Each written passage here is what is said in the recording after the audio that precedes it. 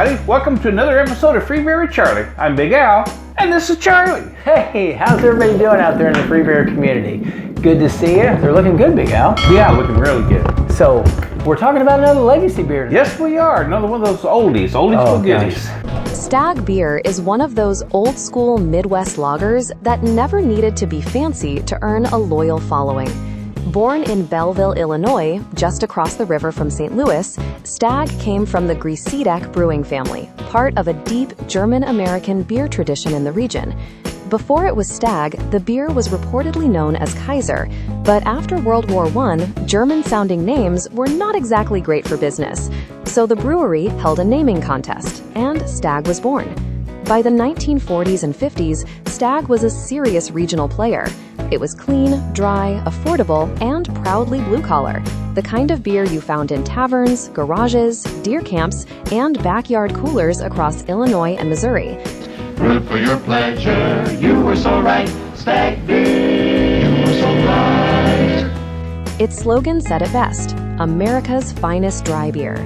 The original Belleville brewery is gone, but Stag is still around today under Pabst, carrying the legacy of a beer that belongs to the Midwest.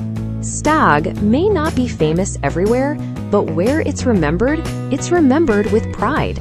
It's funny now we think about some of these retro beers we've talked about, like Stag and Old Milwaukee and some of these, that was in 1907 was a premium lager. Yes. And now what do we think of?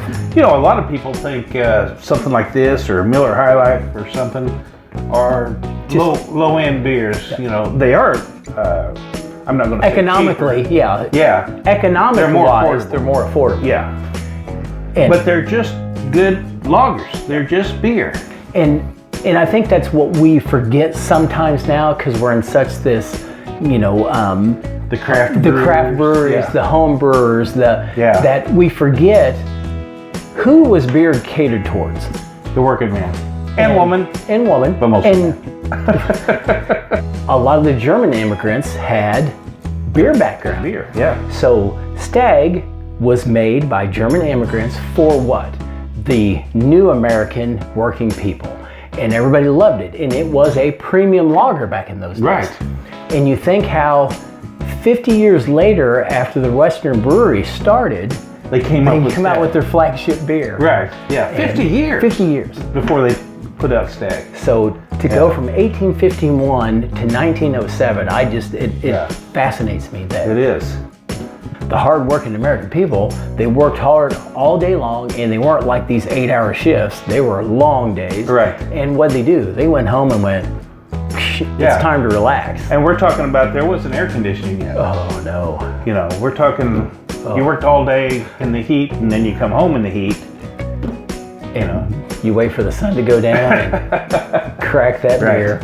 But anyway, that's why these are heritage brews. This is what happened back in the day. And I'm glad they're bringing them back because these are actually very good beers. Yes. So we got to think back, talking about history. So from 1920 to 1933 was Prohibition. Yeah. So, these beer companies had to do something else. And these people in particular produced what's called near beer, and they also produced just soda pop. Near beer, we assume, remember when we were kids, they had Sunday beer where you could only buy, and I think it was 3.5 or something like that, low percentage of alcohol. And I'm sure that's what their near beer was probably considered. the same thing. I don't know. So Stag was known for its crisp dryness and its national slogan, "Not for beginners." Yeah, so it was manly beer. Yeah, and at its peak, it reached 1 million barrels a year. That's quite a bit. I mean, back then. So back in 1988. Stag actually was sold to the G. Heilemann Brewing Company. Yeah, now G. Heilemann actually started doing the brewing on their facilities. They were already producing Old Style and Blatz and some other legacy beers that, pretty popular back then. So back in 1996, Heilemann's Brewing just fell apart. So Stroh's Brewing Company actually bought them out. Yeah, and in 1999, Stroh's kind of fell apart. Pabst bought that, and that included the Stag and dozens of legacy brands. So by the 2000s, Stag is like most of Pabst Brewing at this point. It's all contract brewed. You gotta hand it to Pabst. They're taking these legacy brands and they're taking their recipe and everything and they're putting them back out there. They've been gone for a while, some of them. And they're genius from the standpoint of why we're doing our series is because all these retro beers, the no-nonsense lagers, the classic American branding, I mean, the marketing, I mean, it's genius right now because, it's funny how, like, our age group is to a point where we're established now, we can buy the old retro gaming systems. I want to go back to the stuff we had when we were younger. And so it's interesting how Pabst is that ingenious that they've taken and acquired all those brands and now are producing them again. Yeah. And they're sticking to the old retro labels, the old classic can, the signage, everything. Not really changed much. And, and it's impressive that I think, they're primarily sold in Illinois and Missouri, but in, their surrounding states. But I think their brand and they're reaching out because so many people now are into that retro. Well, what's really weird is a lot of the cool kids and the ones that think they're smarter than everybody else consider this a low-end beer.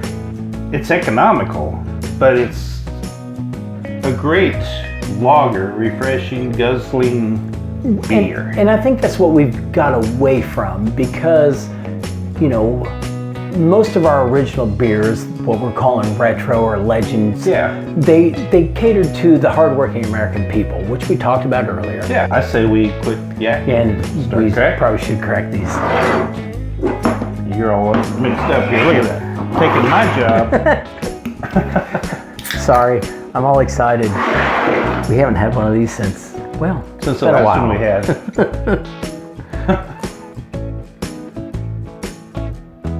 Look at that. Michael was meant to fill that glass. It is perfect for that. Look at that. Woo! Man, we're a little bit out of... Yeah, a little bit out of practice. Got a little nervous on that one. Okay, now, if that's not, except for Charlie's handprints all over that, what did you eat something greasy before you came? I don't think so. Anyway, that is just like champagne with those... Are you all right over there?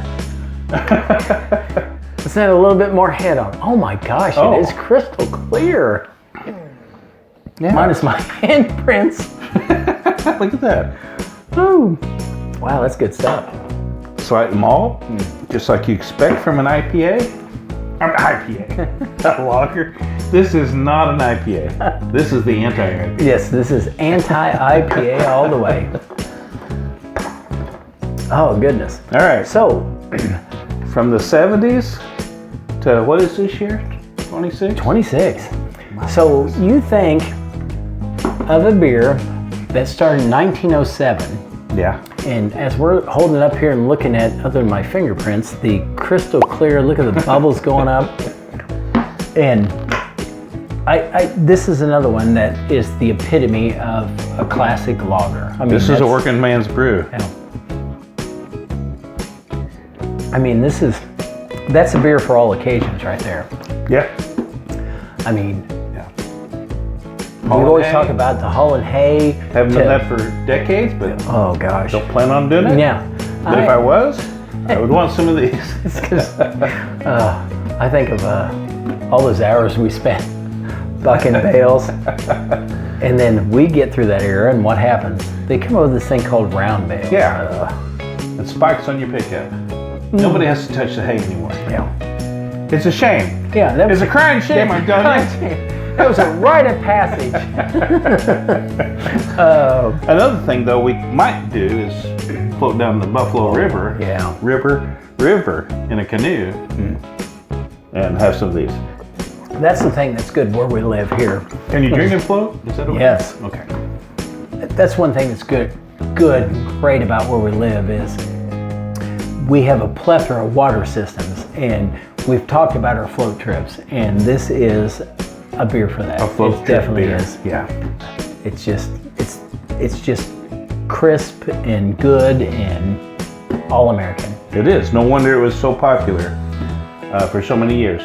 And if it had been handled better at the corporate level, we'd still had it all those years. Yeah. So anyway, that's my soapbox. Yeah. So straighten up out there. And if you don't like it, but But that's the thing, you know, we've talked before about music. We love music, obviously. Well, I gave you that beer. But you know, there's beer to me is just like music. You see that logo and it takes you to a time. Yeah, exactly. And I think that's one of our passions about all this is our love for music, which there's a huge, to me, a correlation between music and beer. And okay, I'm not sure what you're talking about, but I'm running with you. well, you think of all the concerts we've been to, all the bands we've played in, and there was always beer involved. There was always beer. Or booze for 'em. That's another story. Yeah, that's a story. Oh, golly. So, anyway, we'll stop yakking. Yeah. Big Al? Charlie? Here's to God, guns, and rock and roll. So go out there and find yourself a stag. Yeah. Can I say that? Yeah. Okay. And enjoy. Definitely enjoy. I hope you enjoyed this episode as much as we enjoyed making it. Oh, yeah. We always have fun, whether you guys do or not. We have lots of fun. But anyway, stay tuned for the next one. And until then, this is Charlie. This is Big Al. We'll be seeing you. So back in 1996, Hellman's Brewing started to... Actually, it was Hellman's. Hellman's is a mayonnaise.